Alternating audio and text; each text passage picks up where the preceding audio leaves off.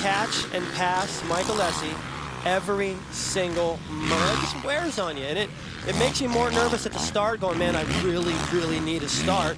And it makes you nervous in the race, because if he glances over off any of these jumps or going into a corner and can see a portion of the track ahead of him, he'll see how far ahead Alessi is already, and just realize, you know, it's not like I'm that much faster than the guy. I got to be amazing right now just to even catch him, let alone pass him. What's amazing is the rider in 5th in front of Reed. That's Ricky Dietrich. He's an off-road racer, endurocross champ, former works champ. He is basically riding Tim Ferry's bike today. He's a guest rider with the factory Kawasaki effort, and what a performance as a guest in the top 10 in Moto number 1 and in the top 5 in Moto 2. And there's Tim Ferry watching the rider on his bike, and it ain't too bad for a guy who's supposed to be out racing in the desert. Considering the health that Ferry's had, he's probably looking at this performance from Dietrich going, wow, that's better than I could do for the time being anyway. Yeah. I mean, 7th in the first moto, and up here right now leading Chad Reed. You know, I talked about earlier, he must be in heaven right now, and if that could get any better, it just did. Well, Dietrich has an off-road race scheduled next Sunday, but he has told Kawasaki he's willing to race at our next round at High Point, Pennsylvania on Saturday and fly the red-eye out to Washington State to race the off-road race on Sunday. Let's go down to Aaron. She's got a report on Tim Ferry. Aaron? Well, guys, Tim Ferry is sitting right here on the sidelines watching his replacement rider, Ricky Dietrich, up there.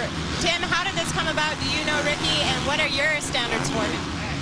You know, I don't know Ricky that well, but you know, obviously he did good at Glen Helen, won moto, and he's a Kawasaki guy, so he did really good the first moto, 7th. I think that's awesome, and running in 5th right now. So. And we see you sitting here on the sidelines. When can we expect to see you back?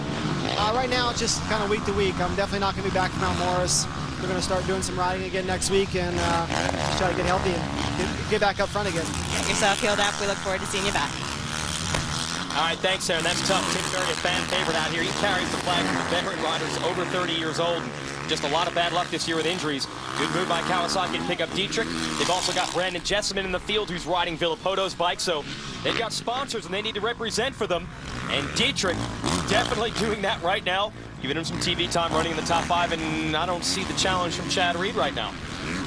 No, and he's probably, you know, I'm wondering, Jason, I have a feeling that Chad is probably surprised right now, and like, man, I thought that I was going to be able to like come into this outdoor season without really putting that much emphasis in it and testing and all that, and maybe not beat Villopoto, but pretty much handle the rest. And I know Mike Alessi's story, he's fast off the gate, but I'll catch him eventually. And man, it's not coming together. 5th the first moto with the fall. He's looking at the back of a 3-digit guy going, who the heck is this guy ahead of me right now? You might not really know who that is. Endurocross or something? Should he be in the desert right now? I mean, it's, I don't know if, you know, talking about Chad finding his speed is like, I'm not sure. I can't trust myself. Is that hope, or is that because I really think he's going to? It's for sure a little bit of both. Yeah, everyone wants to see Reed mix it up with Alessi and these guys up front, but he's struggling right now in 6th. But we're just getting started here from Texas. Stay with us on Speed.